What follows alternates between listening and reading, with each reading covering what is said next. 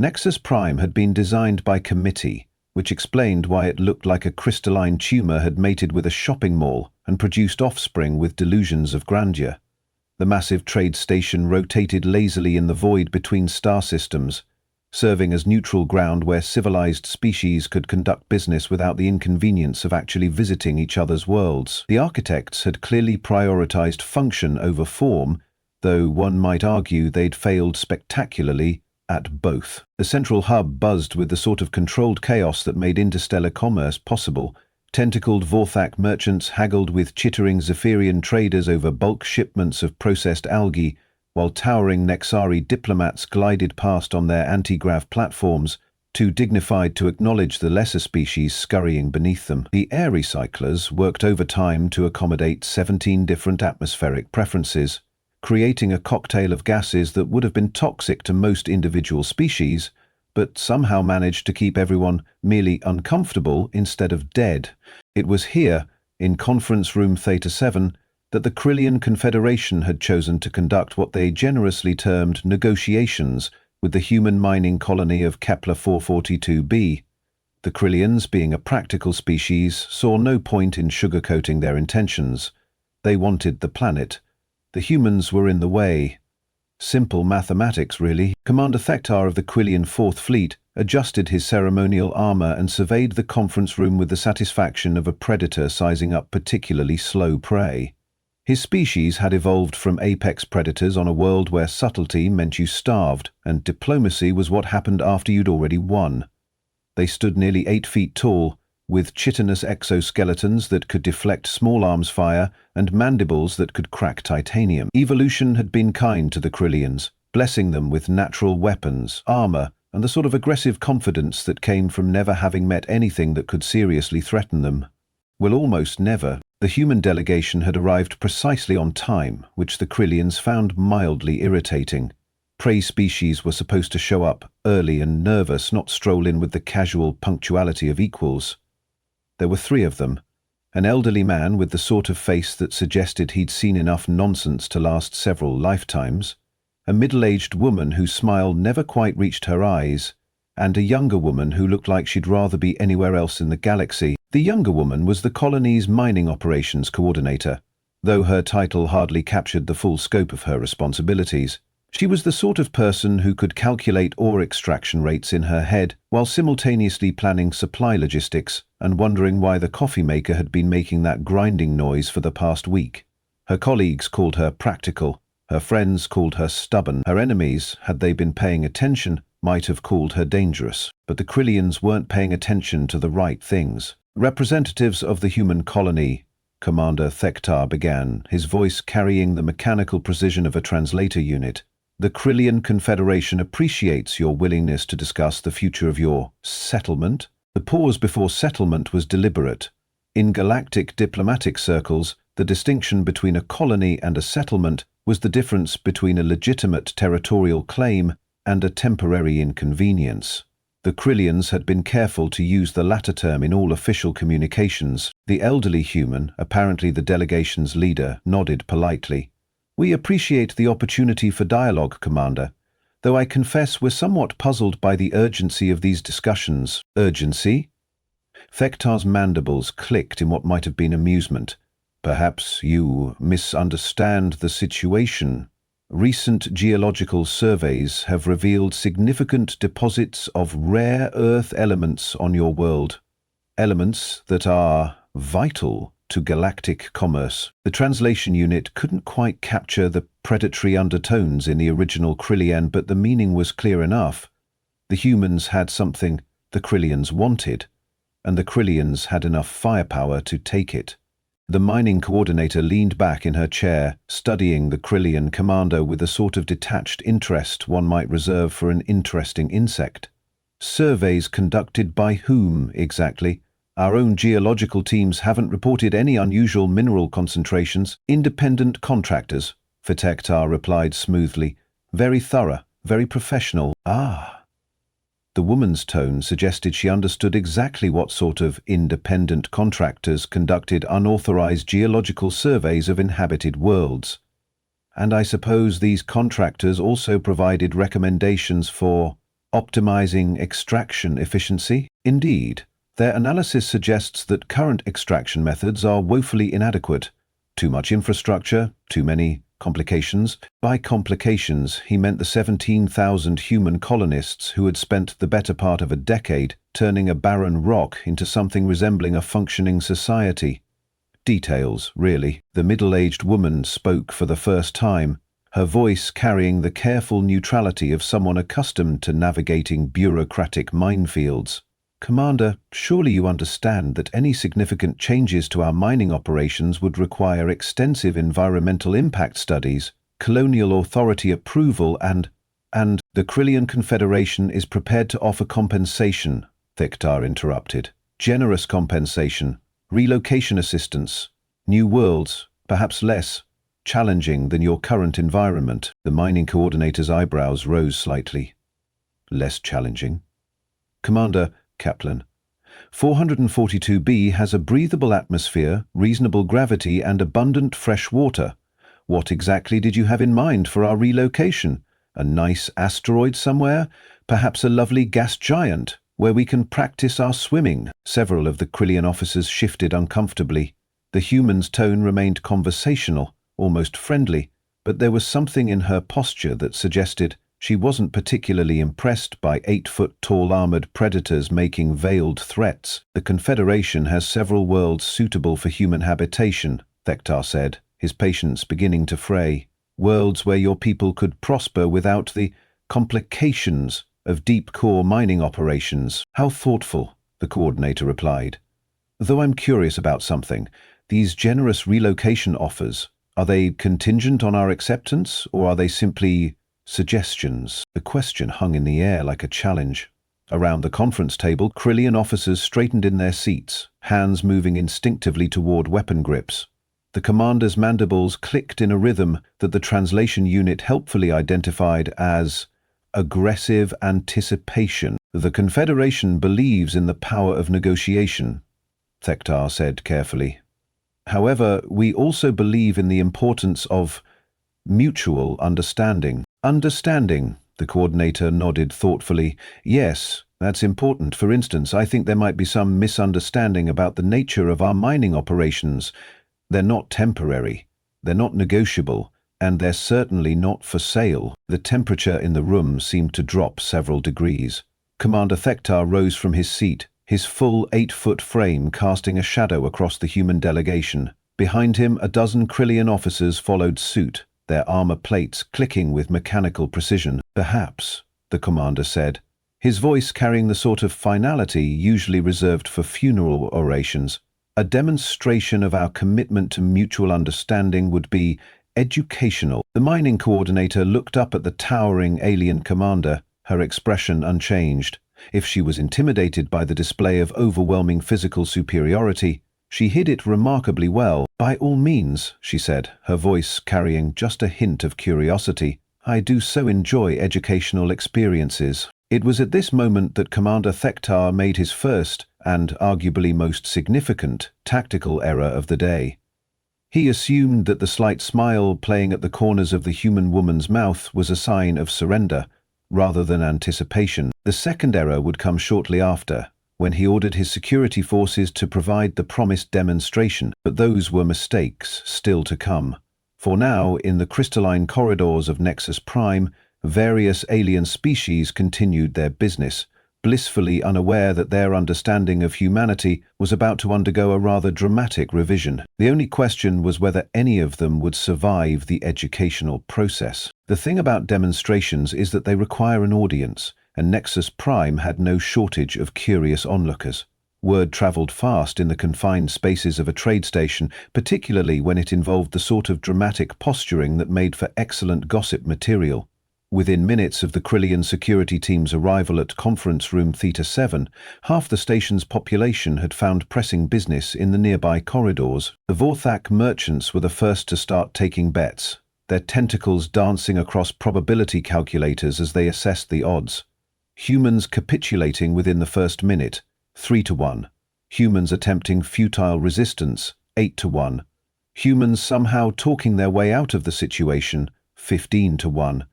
The category labeled Other remained suspiciously empty, though a few of the more experienced traders kept glancing at it with thoughtful expressions. Commander Thektar surveyed his assembled forces with the satisfaction of a professional who knew his business. 12 Krillian security officers in full combat armor, armed with pulse rifles that could punch through steel plating, against 3 humans wearing what appeared to be standard civilian clothing and expressions of mild curiosity. The mathematics were so straightforward they barely qualified as mathematics. The elderly human delegation leader cleared his throat diplomatically. "Commander, surely this level of enthusiasm isn't necessary for a simple discussion." "On the contrary," Thektar replied, his mandibles clicking with satisfaction, "I find that clarity of purpose often requires visual aids. My security team is here to ensure that our negotiations proceed without misunderstandings." The mining coordinator tilted her head slightly, studying the array of weapons pointed in her general direction with the sort of detached interest usually reserved for mildly defective machinery. "Impressive hardware. Pulse rifles, if I'm not mistaken?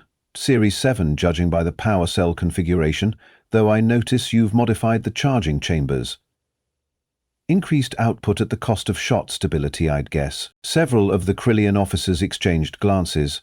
It was unusual for prey species to demonstrate such detailed knowledge of military equipment, though perhaps the humans had done their homework before arriving.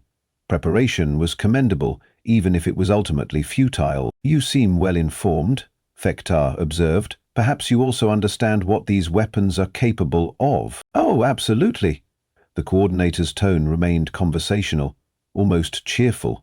Series 7 pulse rifles fire contained plasma bursts at approximately 4,000 meters per second, effective range of roughly 800 meters in atmosphere, though accuracy drops significantly beyond 300.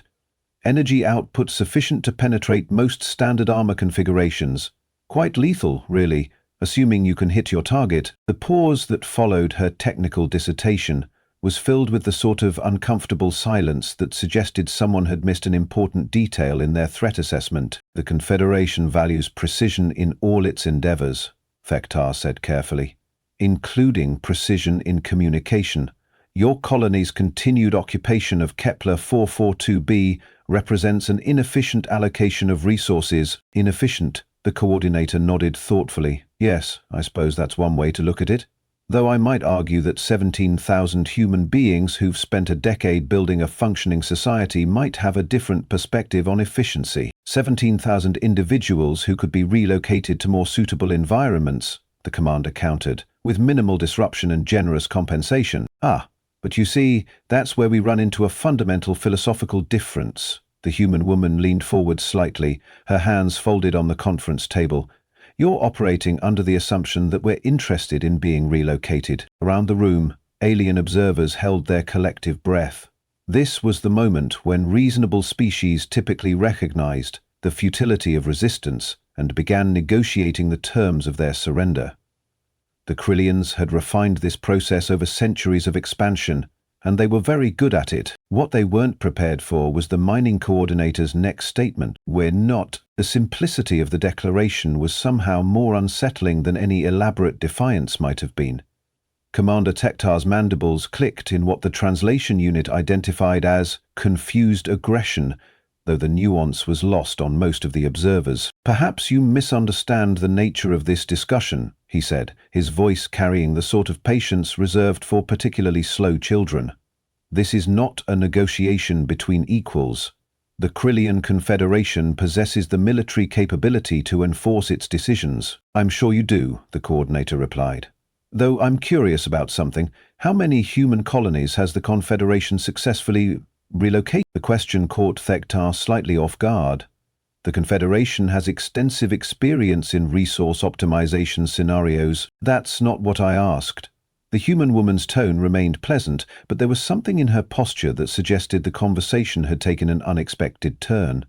"How many human colonies specifically?" The truth was that the Krillians had never actually encountered a human colony before. Their expansion had been methodical and careful, targeting species that fit well-established patterns of behavior. Humanity was a relatively recent addition to the galactic community, and their colonies were scattered across the outer rim, where major powers rarely bothered to venture. Kepler 442b represented the Confederation's first direct contact with human territorial claims, but admitting ignorance was hardly conducive to successful intimidation. The Confederation's policies are applied consistently across all species, Thenker said, which was technically true while avoiding the specifics of the question. Consistently. The coordinator's smile grew slightly wider. How wonderfully bureaucratic. Though I suspect your consistency might be about to encounter some variables you haven't previously considered. The Vorthak bookmakers frantically adjusted their odds as the conversation continued to deviate from established patterns. Several of the more experienced traders had begun placing significant bets on the other category, though they were reluctant to explain their reasoning to curious colleagues. Commander Thektar decided that enough time had been wasted on verbal sparring. The demonstration needed to be clear, decisive, and educational. He turned to his security chief, a scarred veteran named Korvac, who had personally overseen dozens of similar negotiations. I think our human friends require a more concrete understanding of their situation, he said, his voice carrying the authority of absolute command. Something that will help clarify the available options. Korvac nodded and stepped forward, his pulse rifle charging with the distinctive whine of capacitors reaching full power. The weapon's targeting system painted a red dot on the mining coordinator's chest, just over her heart. Standard procedure for intimidation scenarios. Demonstrate lethality without actually committing to violence. Most species found the experience sufficiently motivating. The coordinator looked down at the targeting laser, then back up at the Krillian security officer. Her expression remained unchanged, though there was something in her eyes that might have been curiosity. Interesting technique, she observed, though I'm afraid you've made a rather significant miscalculation. The only miscalculation, Korvac growled, his finger tightening on the trigger, was your species' decision to stand in our way. No, the coordinator said, her voice carrying the sort of certainty usually reserved for mathematical proofs. Your miscalculation was assuming that pointing weapons at us would make us more cooperative. What happened next would be debated in xenopsychology circles for decades afterward, though the basic facts were never in dispute. Security Chief Korvac, following standard intimidation protocols, fired 2 precise shots at the human coordinator. The first struck her directly in the chest, just below the sternum.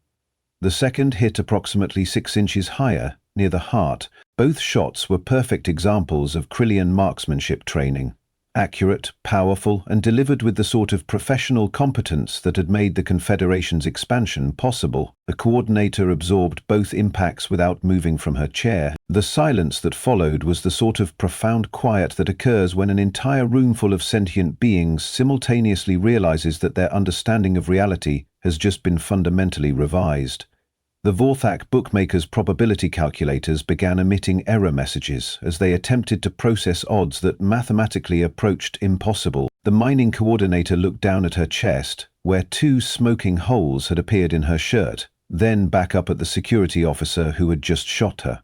Her expression suggested the sort of mild annoyance one might feel upon discovering that someone had left coffee rings on an important document. Well, she said, her voice carrying just a hint of reproach. That was rude. Security Chief Korvac stared at the human woman who should have been dead, his weapon still trained on her apparently uninjured form.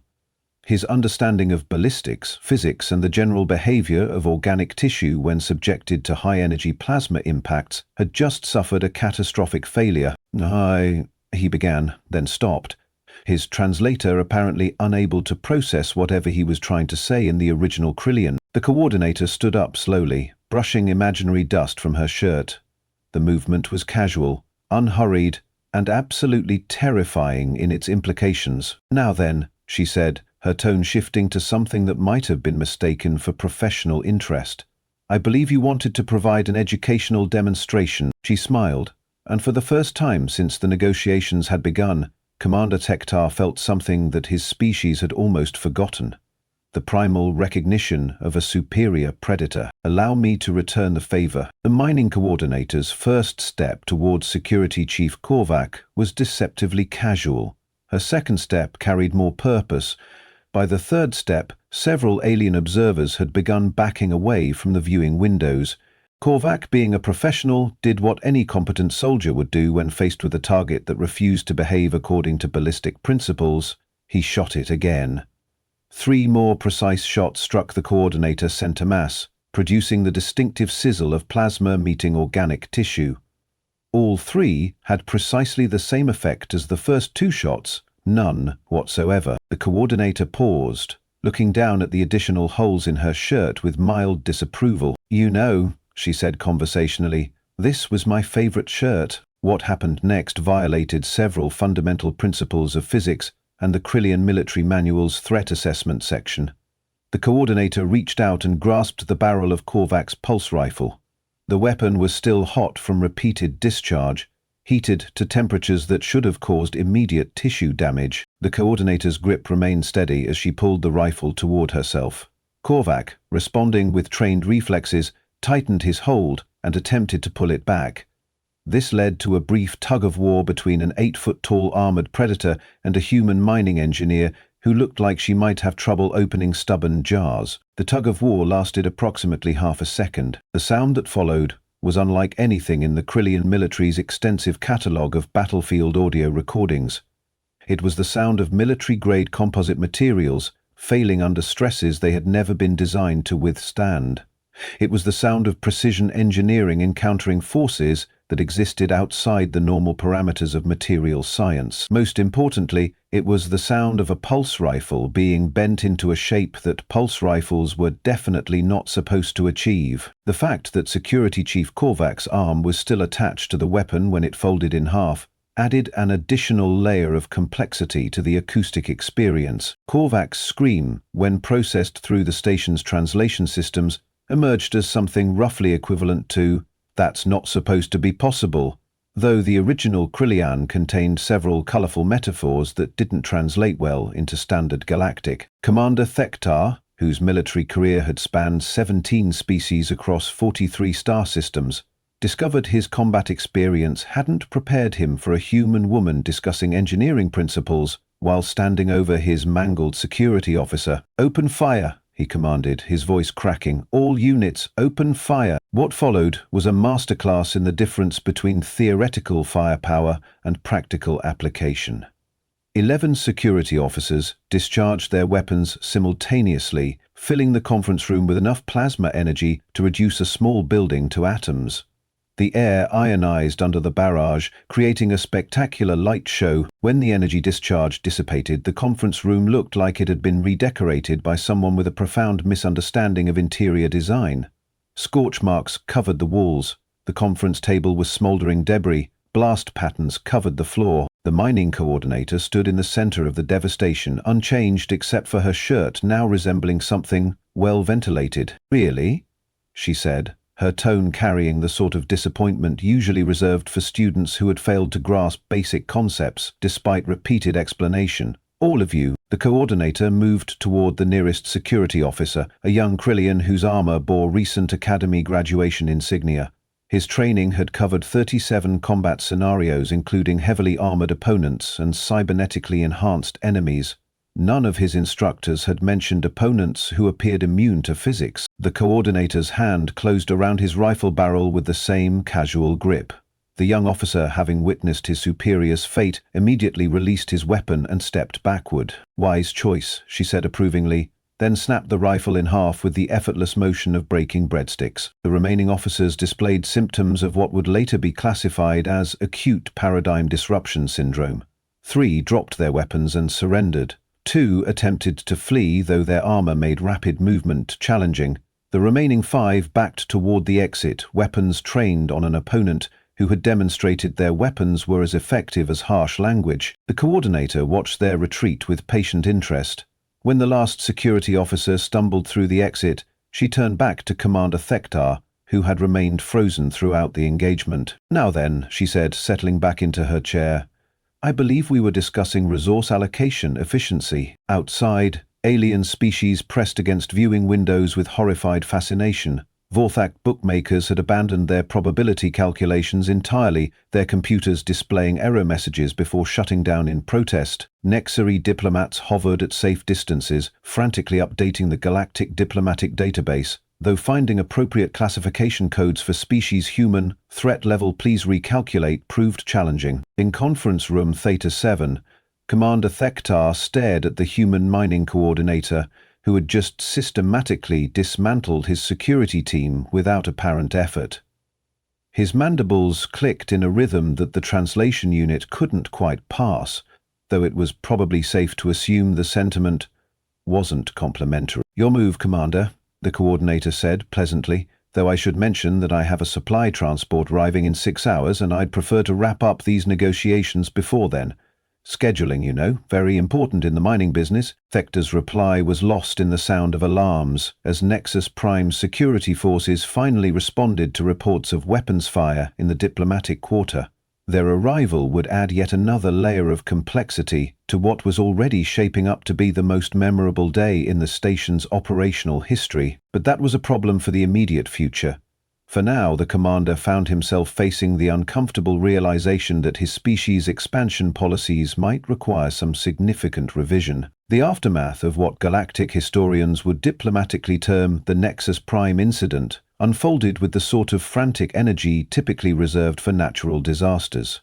News networks across 17 star systems scrambled to report on events that seemed to violate basic assumptions about reality, while their fact-checkers suffered collective nervous breakdowns. The Krillian Confederation's official statement claimed equipment malfunction during routine diplomatic exercises, though this explanation became increasingly difficult to maintain when security footage leaked showing a human woman folding military hardware like origami. The footage went viral across the galactic net within hours, spawning countless analysis videos with titles like "Human Combat Capabilities," "Everything We Got Wrong," and "Why Your Plasma Rifle Might Be Inadequate."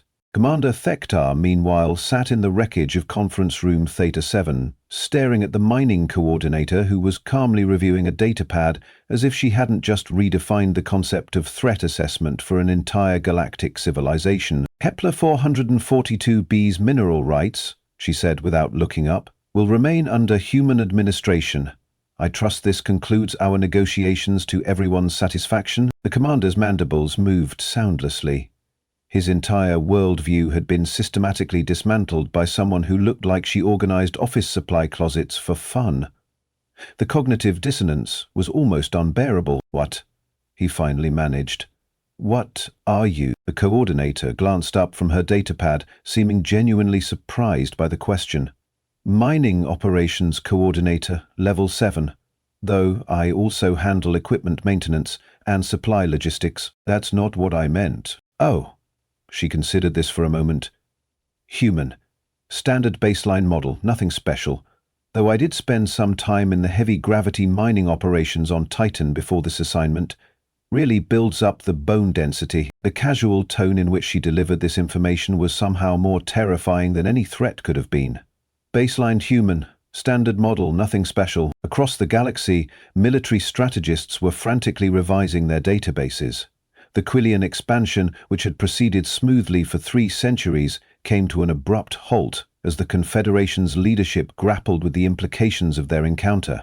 Other major powers quietly removed human colonies from their expansion target lists, citing administrative complications. The coordinator stood and gathered her materials, checking her chronometer with the sort of efficiency that suggested a busy schedule ahead.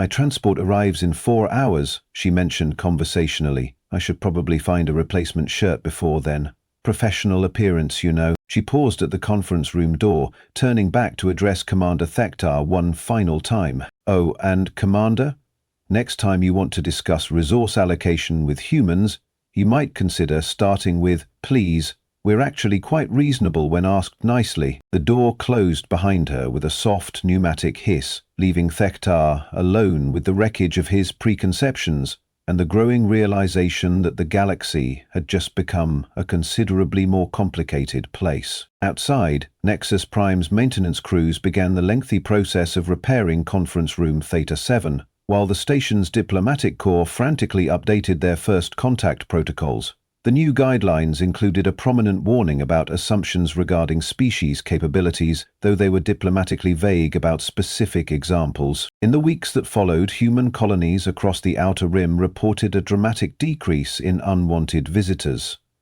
Trade relationships, meanwhile, became remarkably equitable, with terms that heavily favored human interests. The galactic community, it seemed, had developed a sudden appreciation for fair dealing and mutual respect. The mining coordinator returned to Kepler 442b on schedule, where she resumed her duties overseeing ore extraction and equipment maintenance. Her colleagues noticed she seemed particularly satisfied with her recent business trip, though she was frustratingly vague about the details when asked. The only lasting evidence of her visit to Nexus Prime was a requisition form she filed for a new work shirt, citing diplomatic wear and tear as the reason for replacement. The form was approved without question, though several administrative staff members made notes about upgrading the durability standards for human clothing allowances, and somewhere in the depths of galactic space, a Krillian commander sat in his quarters, staring at twisted metal that had once been a pulse rifle, and wondering if perhaps his species should consider a career change to something less ambitious than galactic conquest. After all, the galaxy was full of reasonable people, but as he'd recently learned, it was important to ask nicely.